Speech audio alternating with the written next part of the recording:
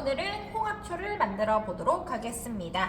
홍합초에는 소금이 제공되지 않기 때문에 이 홍합은 찬물에 담궈서 해감을 시켜 주셔야 되고요.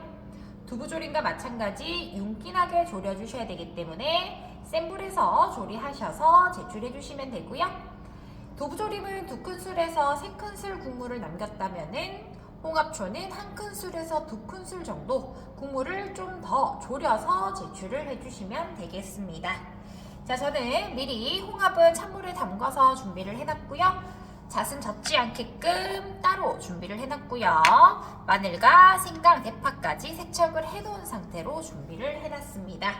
자, 홍합초 시간이 짧고 해감을 시켜야 되는 시간이 필요하기 때문에 이렇게 준비를 하셔서 이 과제로 진행을 해주시는 게 좋고요. 오늘은 바로 실습 진행하도록 하겠습니다.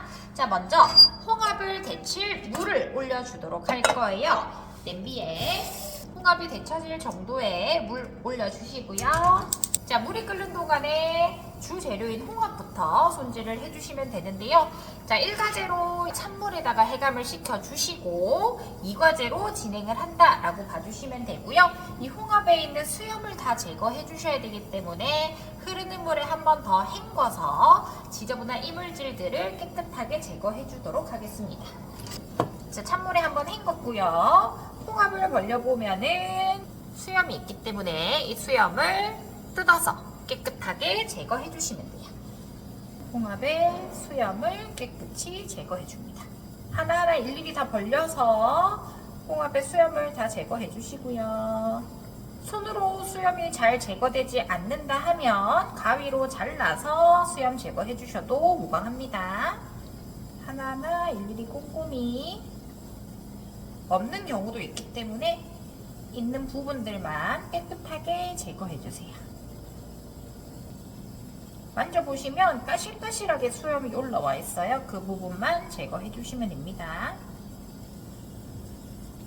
자, 이렇게 홍합의 수염을 깨끗이 정리해 주시고요. 자, 이 홍합은 물이 끓으면 살짝 데쳐주도록 할 거예요. 자, 물이 바글바글 끓으면 끓는 물에 홍합을 넣어서 데쳐주시고요. 자, 홍합이 끓는 동안에 나머지 재료들을 손질해 주도록 할 겁니다. 자, 대파는 오늘 2cm 통으로 사용을 해줘야 돼서 2cm 잘라서 준비해 주시고, 생강은 편 썰어서 생강은 얇게 편을 썰어서 마늘과 같이 들어가도록 할 거예요. 편을 써실 때는 칼의 앞날을 이용해서 얇은 부분으로 얇게끔 편 썰어 주시면 되고요. 마늘도 2쪽이 나오기 때문에 2쪽 다 편 썰어 주도록 할 거예요.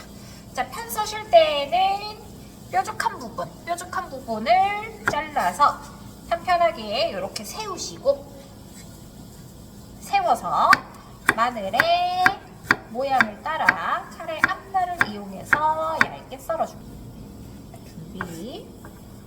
마찬가지 잘라주시고, 칼의 앞날을 이용해서 잘라줍니다. 자, 홍합이 바글바글 끓으면서 홍합 모양이 이렇게 쪼그라들면은 홍합을 찬물에다가 한번 데쳐주도록 할 거예요. 자, 이번에는 양념장을 만들어 주도록 하겠습니다. 물은 계량컵에 반컵 100ml 담아주시고요. 물 반컵에 간장 1큰술 가득 넣어주시고, 설탕 10g 넣어주시고요. 나머지 양념, 후추, 참기름을 넣어서 설탕이 녹을 수 있게끔 충분히 저어주세요. 물 반컵, 간장 1큰술, 설탕 10g, 후추, 참기름. 이때 후추는 너무 많이 넣으시면은 지저분하게 국물이 나올 수 있기 때문에 후추를 살짝만 넣어주시면 되고요. 자, 이렇게 잘 녹인 양념장은 그대로 냄비로 들어갑니다. 자, 밑에 설탕이 가라앉아 있는 부분 잘 섞어서 부어주시고요. 불을 센 불로 켜줍니다. 자, 여기에 아까 데쳐놨던 홍합 물기를 탈탈 한번 털어서 바로 넣어주시고요. 그리고 마늘편, 생강편을 넣고, 자, 윤기나게 졸이기 위해서 센 불에서 졸여주도록 할 거고요. 불순물 제거를 위해서 컵에다가 물을 받아서 불순물을 제거해 주도록 할게요.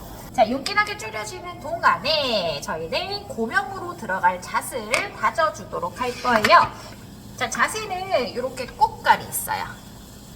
꽃갈이 있기 때문에 이 꽃갈을 손으로 뜯어서 제거를 해주시면 되고요. 이 꽃갈이 다 제거가 된 잣은 키친타올에다가 올려주시고, 마른 도마 위에서, 만약에 중간에 도마가 젖었다 하면은 가쪽으로 잣을 들고 와서 방망이로 밀어줍니다. 자, 밀면 기름이 나오면서 이렇게 키친타올에 달라붙을 거예요. 이 잣을 한 번 더 꼬슬꼬슬하게 펼쳐주시는 거예요. 자, 이때 입자가 나는 너무 두껍다 하시는 분들은 한 번 더 방망이를 밀어서 비벼서, 꼬슬꼬슬하게 비벼서 사용을 해주시면 되고요. 저는 이 상태로 바로 사용을 해주도록 할게요. 자, 바글바글 끓기 시작하면은 중간중간에 떠오르는 불순물을 제거를 해주셔야 돼요. 근데 이미 홍합은 한번 헹궜기 때문에 크게 불순물은 많이 나오지는 않을 거고요. 만약에 불순물이 나는 많이 나오더라 하시는 분들은 데치는 작업에 불순물이 충분히 빠지지 않았다거나, 또는 헹굴 때 불순물이 충분히 빠지지 않을 시 여기서 졸이면서 지저분한 것들이 나올 수가 있습니다. 자, 그리고 대파는 절반 정도 국물의 양이 졸았을 때 대파가 들어가도록 할 거예요. 자, 이렇게 홍합의 형체가 보이기 시작하면 대파를 넣고 한 번 더 졸여주기 시작합니다. 계속 센 불. 자, 오늘의 제출 그릇 보시기 준비해 주시고요. 이렇게 기울여서 졸일 경우에는 위쪽에 있는 냄비에 양념이 다 타기 때문에 냄비는 전체적으로 흔들어 가면서 졸여 주셔야 되고, 만약에 하다가 다른 작업을 하다가 이 국물이 너무 많이 졸았을 시에는 추가로 물을 조금 더 부어서 완성을 해주시면 되기 때문에 너무 걱정하지 마시고요. 대파도 절대 생대파가 제출되어서는 안 된다는 거. 대파가 너무 늦게 들어갔을 경우에도 추가로 물을 조금 더 넣어서 대파를 충분히 익혀서 제출을 해주시면 되겠습니다. 전체적으로 냄비를 흔들어 가면서 윤기가 나게끔 졸여주세요.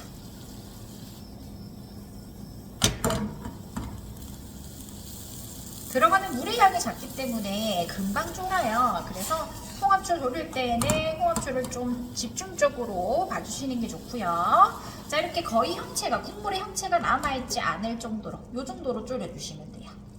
자, 그 다음 담아주도록 하겠습니다. 자, 뜨거운 냄비가 올라올 거기 때문에 행주 하나 받쳐주시고, 홍합 냄비 올려주시고요. 젓가락이나 숟가락을 이용을 해서 예쁘게 담아줍니다.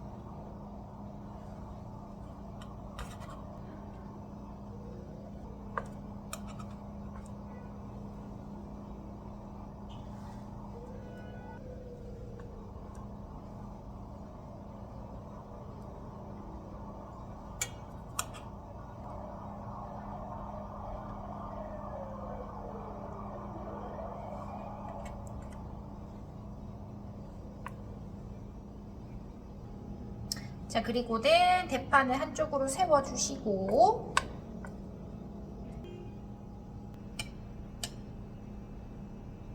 자, 이렇게 국물이 남으면 국물을 홍합 위쪽으로 윤기나게 끼워 넣어주세요. 자, 이렇게 해주시면 홍합초 완성!